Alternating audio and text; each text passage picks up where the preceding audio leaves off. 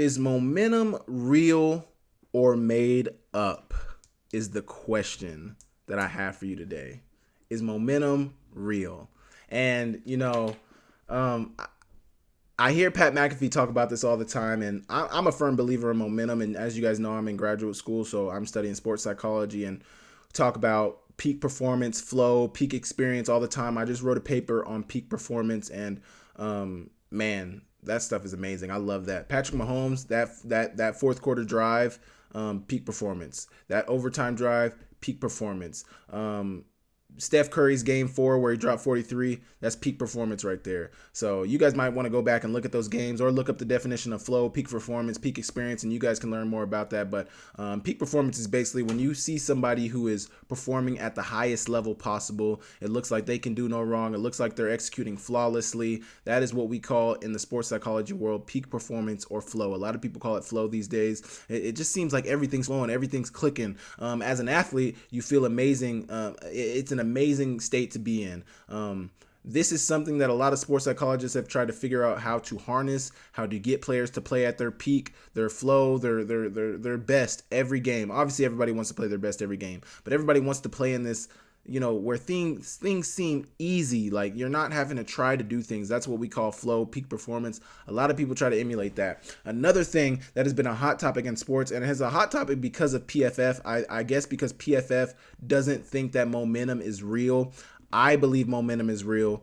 You guys let me know what you think about momentum. I did a lot of studying and research on this, and a lot of these concepts with momentum and velocity and things like that, you can get into Isaac Newton and his laws. And a lot of people mention Isaac Newton's second law, that an object in motion will stay in motion until it reaches, or until it hits something that has, until it encounters something that has equal or more motion against it. I don't know the technical definition of Isaac Newton's laws, but a lot of the research that I was reading was talking about Isaac Newton's laws. And basically, the after doing a bunch of research on momentum and if it's real, if it's fake, there was a long ESPN article that I read of somebody talking to linguistics people, talking to sports people, talking to cognitive psychologists, talking to all the people in the realm of who might know what momentum is. And basically he came to the fact that it might just be something that's in our head. It might just be something that, we made up in our heads. But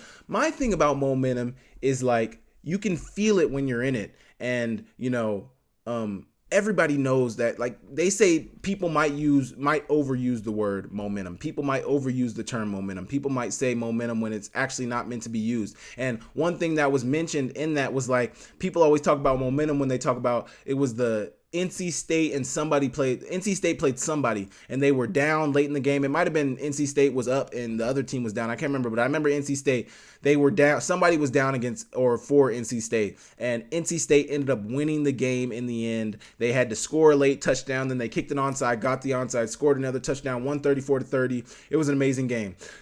They said either the winning coach or the losing coach mentioned momentum, and they were saying, like, yes, you can say momentum played a part, but then do we also take into account all the other times where a team was in that situation and lost the game? Is that momentum, or what was that? That's just living up to the probabilities, like, because they talked about the ESPN analytics and how ESPN, does the probabilities, the win probability and lose probability for teams. And they talked about the NC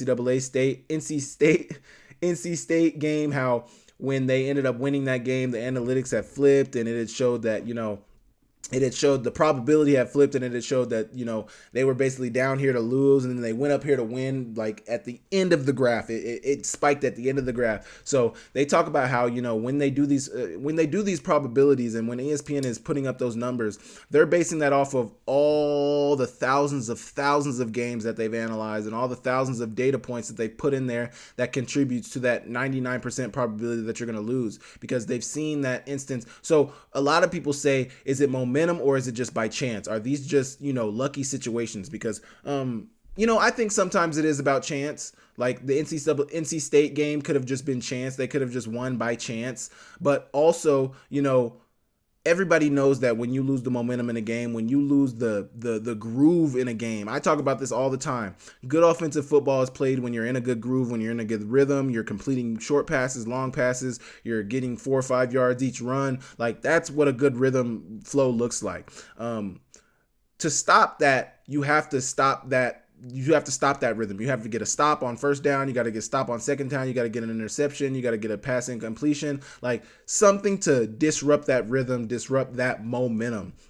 I think where it becomes interesting is just like the NC State game that I mentioned. Like, was that momentum that had changed, or was that just a lucky instance? Was that just a one-off? Was that just something that happened one time and probably won't ever happen again? We don't know, but I'm a firm believer in momentum. I think the analytics people do not think momentum is real. They just, they go off the numbers, they go off the chances, the probabilities, whatever you want to call it. I'm not a statistics guy, but I want to know what you guys' thoughts are. Do you guys think momentum is real? I'm a firm believer in momentum. I've seen it happen in games. When you got the momentum, everything's going good. I'll give you guys a perfect scenario. 2018, we played the Cats, and obviously everybody knows what happened in this game, but there was a couple instances that showed the change in momentum. We are up 22-0 in the first half. We're about to go into halftime. Montana State's driving, trying to put some points on the board, and we're about to get off the field. It's third down. Nash gets a unsportsmanlike conduct penalty or something like that after the penalty that gave them 15 yards. That gave Montana State a score at half, making it 22-7. Now, you might think, oh, you guys still got a 2-touchdown lead, but that shifts the momentum a little bit. Obviously, they were on the road, so they're still fighting against the crowd, but that just shifts things up a little bit. That gives them some life. That gives them some energy. And a lot of people talk about, a lot of the research that I was talking about is momentum might not be real, but it might just be the energy and the enthusiasm. Like, when you're playing well, that sends dopamine signals into your head. And this is honestly what that ESPN article was talking about too, when he talked to a cognitive psychologist.